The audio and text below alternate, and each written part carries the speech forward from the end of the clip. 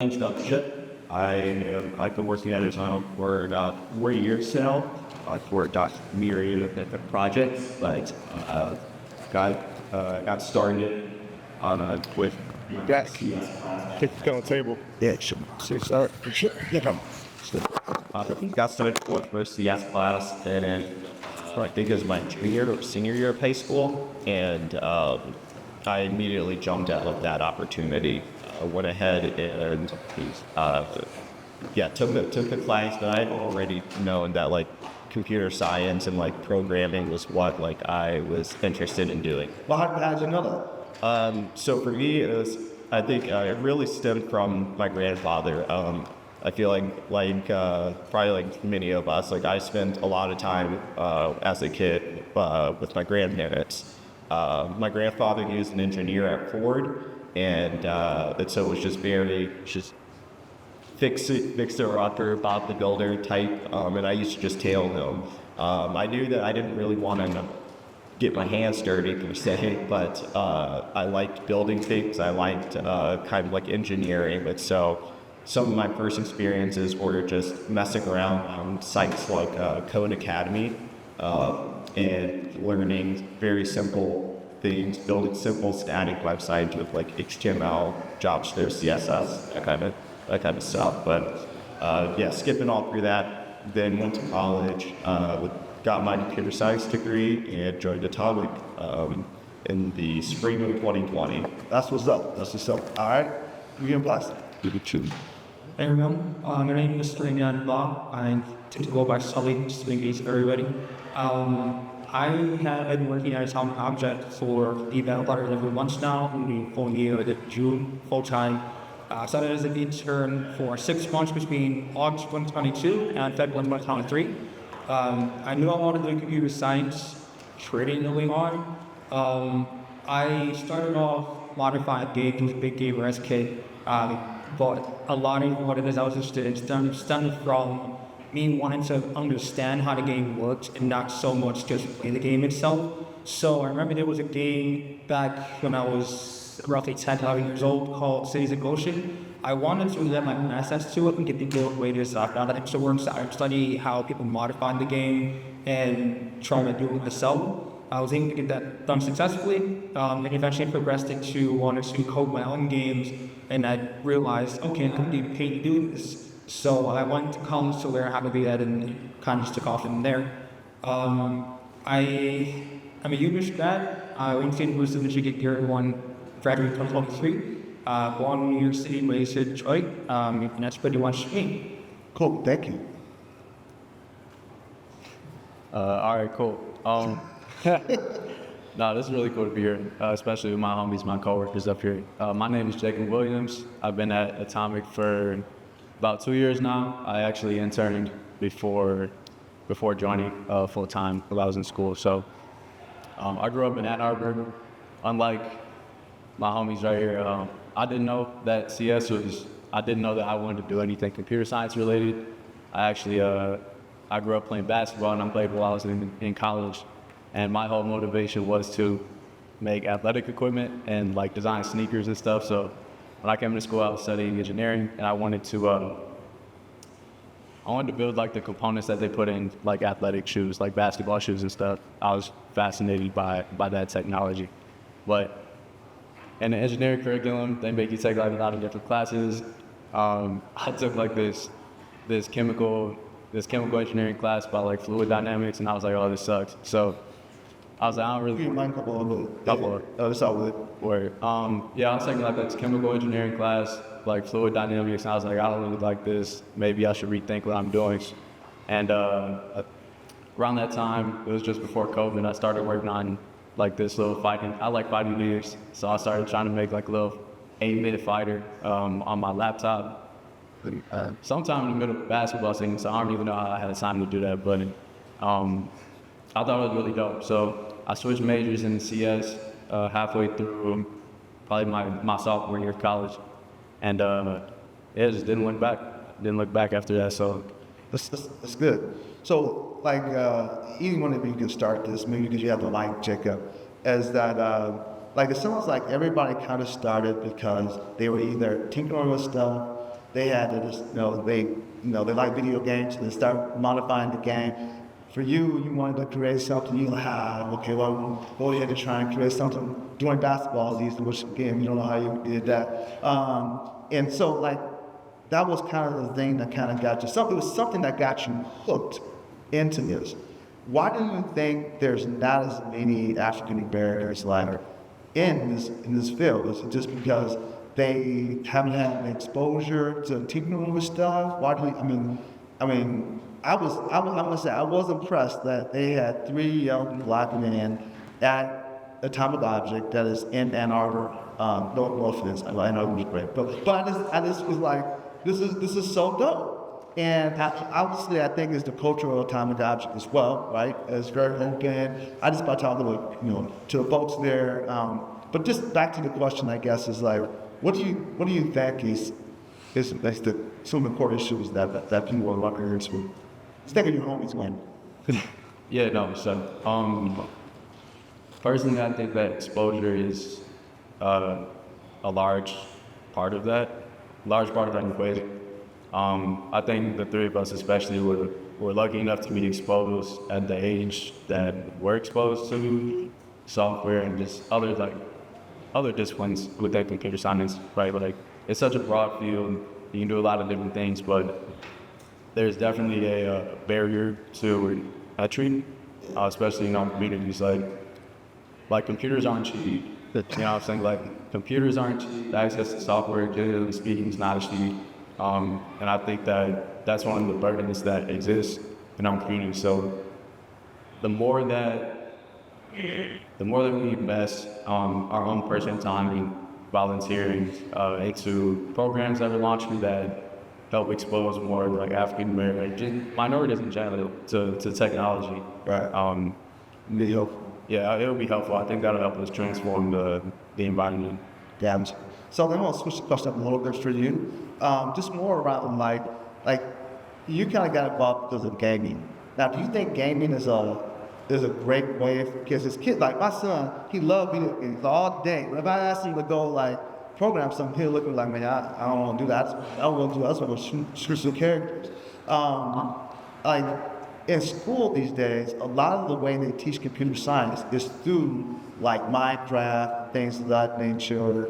And I'm still not in a computer scientist, so I'm still not bought into that a lot. But you kind of give me hope when I hear that, you're playing video games and it's like, now I want to figure out how to modify it. Do you see that as maybe a way that we can get more African American, kids, boys and girls, into computer science? I think it depends. The reason why I say that is because modifying games is primarily the PC in. And I know that a lot of people typically get videos on consoles sometimes, like a PlayStation and Xbox. You can't just go on and modify the game there. And even if you were able to get that Xbox game on the computer, that Xbox game is very silent, so to speak. You can't just go in and change whatever it is you want to change. So I think it's a good way to get to want to learn about computers, but I think it's going to be a little bit dull.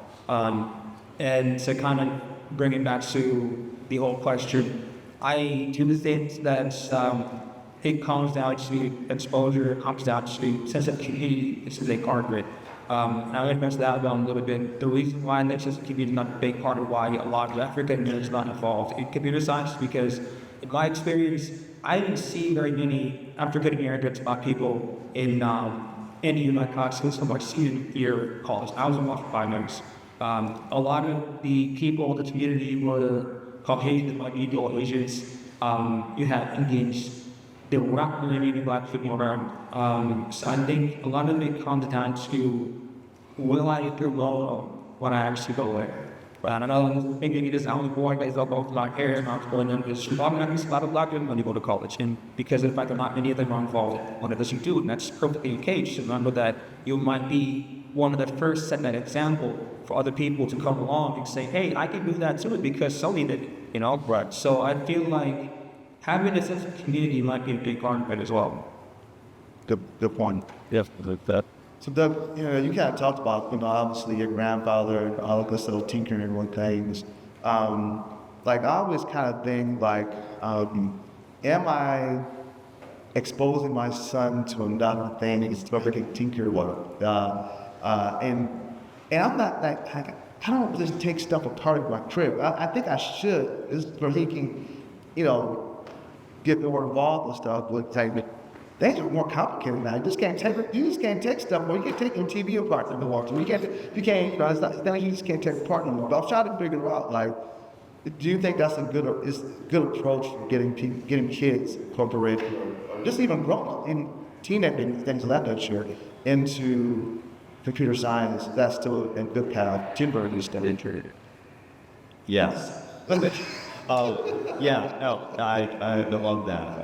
That's just to like add a little bit more context for me. I'm the oldest child got 3 other siblings, and any other like eldest kids out here, you might understand this. I was raised with like there was like a lot of pressure on me. I feel like I also played. I grew up in soccer. And that's still my dream job. I would love to, I'd love to play in the World Cup, but You can do it, man. You can do it. You know, just keep your knees and everything. Like I'm 50 now, man. I can barely walk, but you can still do it. You got hands for you. Keep going. But I think it was, as much as I loved like that, I really appreciated like my mom and my grandparents. They really kept reinforcing like knowledge is power, and like valuing learning and being smart. I think that and then like the bit that I really took my grandfather, and just like Sully was talking about video games. I had vivid memories of I had an old PS3. My parents would never buy me like a new game console or anything like that, and that thing broke so many times. I think there was this thing, it's called like the yellow light of death or something. And you know, I'm in middle school. I didn't have money to go take it to a repair shop. My mom probably wanted to do that anyway. She thought video games are terrible. And so what did I do to I keep playing my games with my friends? I went onto YouTube and learned how to disassemble my PS3 and just doing stuff like that. I would watch videos, like kind of try different things. Oh, if that didn't work, put it back together. And I think just like there's countless like memories of different things like that where it was just I wanted to do something, and I had to figure out like how I could continue doing that. And so that's where the kind of team really came from. And I look back with that with fondness now, because not much has changed. That is still basically how I operate. The internet, you can learn anything out there. YouTube University is Yes, exactly. I got it. So that's interesting. 'Cause I guess, you know, I guess today, kids could really jump into things pretty cheaply these days. Like the Raspberry Pi, as we all know, is extremely cheap. And, you know, 30, 40 bucks, they could actually be, you know, building something and learning about operating systems. Now, I just thought about this question because I'm a geek. Like, I don't see a lot of, like, folks, black folks in particular, doing what I call hardcore tech. And we build a lot of websites, build a lot of applications, but I don't see a lot of people doing, like, low-level stuff, like operating system stuff. I don't see a lot of people building device drivers, things like that, very low-level stuff. Do you think is this because there's so much money in the higher level stuff, and the lower level stuff is just not as exciting? Like, you know, I just don't see a lot in that. And I know this is kind of off the questions that I gave you guys, but I just, like, you guys are so interesting to me. I just want, because you guys are tinkerers, right? So I don't know if you ever feel like the stuff you're doing in terms of listening is like too easy for y'all. You really want to go deeper. Do you ever feel that way? Yeah, so one thing that we pride ourselves about at Atomic is that we consider ourselves just generalists.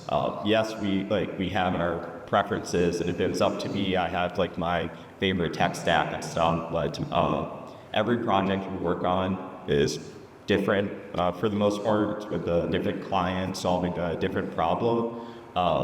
And so I think that that's just something where, yeah, for a lot of months or like at least getting started, it's fun to be able to see, you know, like the app that you just built, like running on your phone, and be able to share that with your friends. I think it's easier to explain it to like your peers or your parents and who whatnot, what it is that you even do when when it's kind of at like a higher level, like web applications.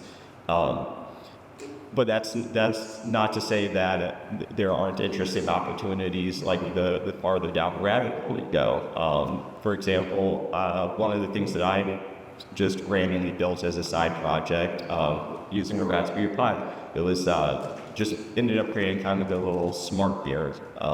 And I was thinking of like how Iron Man like has like a little assistant and stuff. And that kind of got me into like having to like actually like, you know, take it more from just the software world and to actually bring something like physical. It's definitely not as low level as like soldering like a motherboard and stuff, but I think it's just really comes down to like what interests you, what keeps you like motivated, and just seeing everything as like a learning opportunity. Gotcha. So, same question to use, Solid, but this like, is there a particular project or a certain technology stack that you really enjoy? And I know at the time, as you just explained, like, you know, depending on the customer, you kind of adapt to whatever your customer business needs is. But is there something that you know, when you either you see one of your colleagues had a project, or you have a project, and you go, oh man, I'm so excited to work on this. Is it something that is you, I don't know, super excited? So, if I had to narrow it down to a couple of specific frameworks, one of the ones that I really use is like the Vue framework. It's a JavaScript-based front-end way to create your website. As far as I'm aware, there are three big names. There's React, there's Vue, and there's Angular. Having sampled all three of them, two more so than the third, I feel like Vue has the right amount of destructuriness, like ambiguity to it, as well as opinion to it. So you have control over what it is you know the past is in each component, for example. But it also has like, certain limits to say, okay, you need to do it this way to make it work the way you want it to, instead of like React where we can pass on the principle numbers you want to, Angular where you've got 4 different components all and do different things to make one thing work. I feel like on the front end, Vue would be my choice. And then for the back end, I'm really enjoying coding in Node.js. Like I've done Laravel, PHP, and Node.js. I've also done a small amount of .NET, and I feel like Node.js is really the most sense to me as far as like a back-end framework goes. And So let me just real quick. How many people have heard of Vue.js? All right, dope. I think Vue, to your point, is it gives you like, you're not starting with pure JavaScript, right? So it's some opinions, but it's not overly opinionated, and you got to figure out how they work. So I'm a big fan of Vue.js. So I just wanted, so for those who haven't heard about it, go check out Vue.js. And you were saying that obviously, now I'm not a big Node backend guy. I don't know why. My brain doesn't work. I just think JavaScript is just for the client. I understand the value of it being, you know, one language, both the back end and front end. So it's interesting that a lot of people love it though.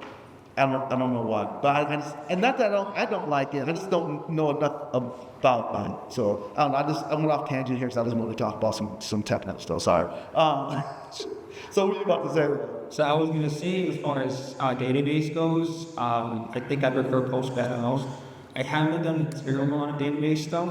I've done primarily Azure SQL and Postgres, and a small amount of Firebase. And I've enjoyed using Postgres to be most, just like my choice so far. I think once I get more well versed in a lot of the database stuff, I will probably have a bit more of any understanding and just click on some of the things. But that's where I'm at right now. Yeah, I think that's dope, man. I think Postgres is I'm a MySQL guy, but Postgres, from what I've seen used in the past, is definitely from a security standpoint. You can do some very interesting things there. So that's cool. I appreciate it. Thank you. Yeah. So, Jacob, what about you? Anything that gets you excited? When you get like, man, whatever project, I'm not sure how y'all get projects assigned to you, Dominic, but when you see something that's, on the band board and they're like, hey, there's somebody to take this project, is it something that you just jump and you just like, I want that? Or it's okay? Me personally, I've had like a lot of front-end experience with like JavaScript frameworks, React, Angular, not Vue, Svelte. Like Svelte too. I've had like back-end experience as well. Those things don't really get me excited as much. Like that's regular development to me. Yeah. When I see cars on our storyboard relating to like Docker and like building containers, that gets me like really excited. So DevOps is something that excites you, or then am I going too far? No, not DevOps. I don't think too far. It's I think it can be a little less intuitive and like accessible to a development team, like just a whole team. There tends to be, I think, less people on the team who look into those kinds of things. And when I was a little younger, like less experienced, I didn't know what that was. And so I was like, what's here? And then I just started to, for whatever reason, gravitate towards it because that front end work is always available.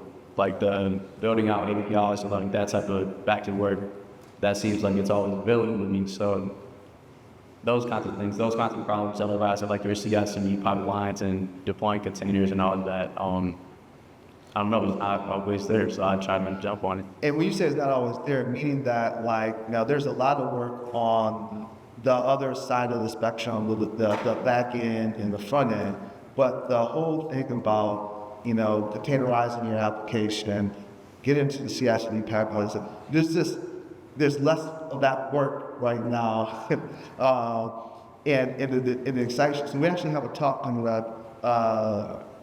Tyler, you're going to do a talk on some CI/CD stuff, and in particular around how startups should start using some of these things to kind of future-proof their application.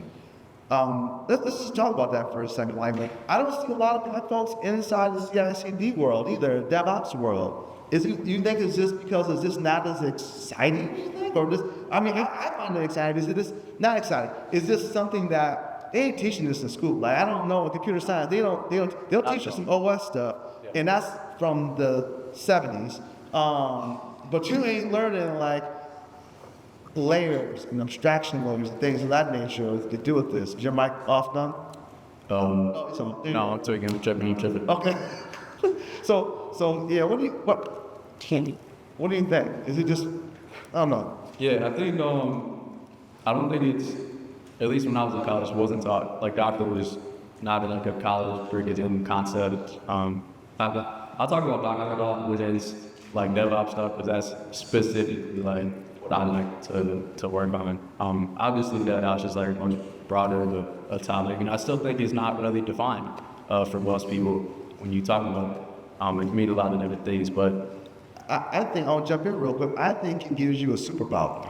So if you are a software developer and you know how to deal with the Dockerization or this in general DevOps type related stuff, I think that gives you super power when you're to these meetings sometimes.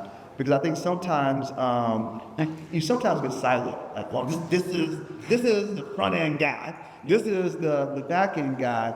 And then sometimes, and usually, there's another team that's doing the actual deployment of the application. So you being able to like, kind of like from another layer of it, be able to talk through some of the things and some of the gotchas that happen there, I think it makes you kind of powerful. Well, yeah, I think being able to work on those kinds of things gives you a more holistic perspective of the application. Like you're not just necessarily siloed to the front end and the back end or any middleware or whatever you're working on. Like if you're gonna work on DevOps related activity, you need to understand like the flow of the application, how data flows through your application, and how things just in general be delivered to the users.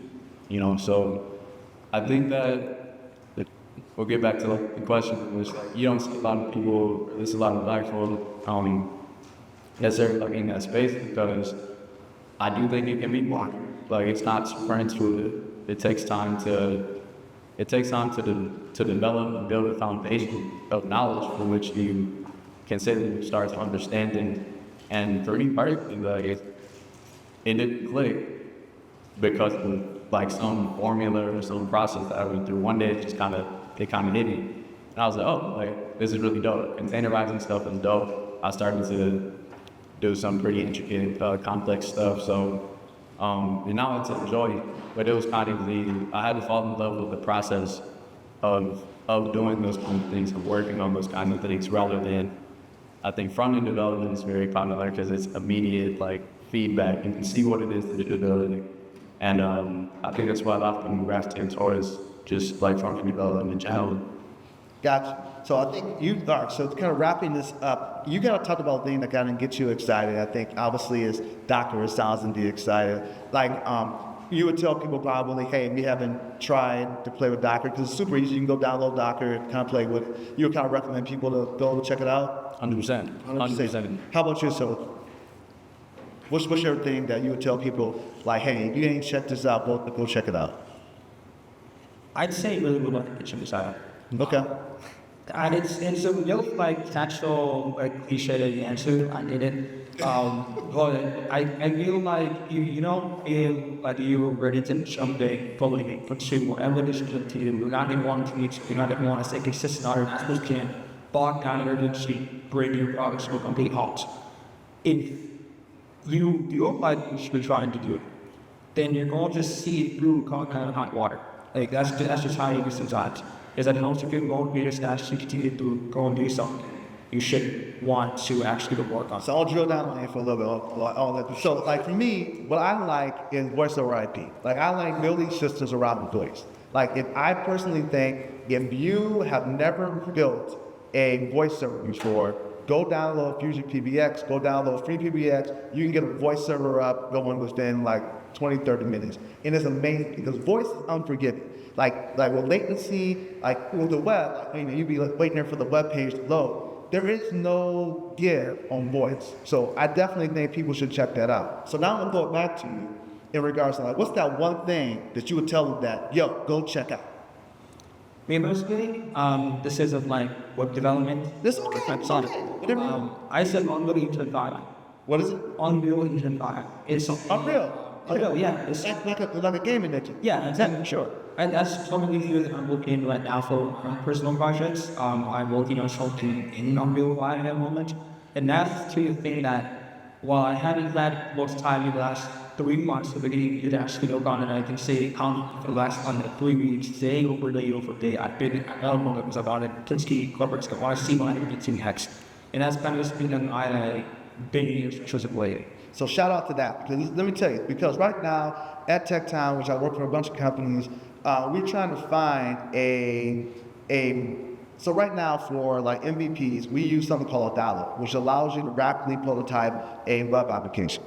We're trying to find something like this for VR or for like gaming engines. So for what I was looking at the other day, I don't know about Unreal, but I'm assuming it does, but Unity has now, you can go grab pre-built components and you can put it together and you can build a virtual world or a gaming world super quickly. So inside of the work that I do with startups, we need to prove out a fact, something really quickly. So I think if you want to, it's not like when you say the Unreal or Unity engine, it's not like back in the day with building a game. It's not like you write each line of code and you doing the physics of it. Now you still need to do some of that for more sophisticated stuff. But definitely, if you ever want to think about building games these days, go check out Unreal, go check out Unity, and you will be amazed how quickly you can put something together. So that was they need to pay us, they need to be a sponsor there, so what I'll see about so thank you. Doug, how about you? I was just talking to Jacob about this earlier. I love React Native. I love building mobile apps, and specifically using Expo. Expo makes it even easier. So if you're interested in learning more about that kind of stuff, pull me to the side. I'm happy and I can talk forever about React Native. I've been working with it a bunch over the last 2 years, I'd say. And so I definitely feel pretty like comfortable with it now. Good. Well, guys, this has been great. I like talking like this and having this conversation. So hopefully people picked up on a couple of different things. This is what I picked up. One, there's a lot of people doing software development, as you already know out here. But they come from all different walks of life, right? Ann Arbor, Detroit, obviously. They have different approaches on how they actually view things, tinker, right? So I just think having this conversation, we talked a little bit about technology that made them excited. What I challenged everybody in the audience is like, figure out that thing that gets you excited, make that your thing, make it your reality, because you should be having fun working on whatever that you do. For a long time, I spent building stuff for other people, and I think you're gonna get to a point that you're gonna get tired of shit. And you're gonna be like, I'm sick of building stuff for other people. Find something that you love, jump into it, become good at it. Thank you so much. Appreciate it. Thank you all for being here. Thanks, guys.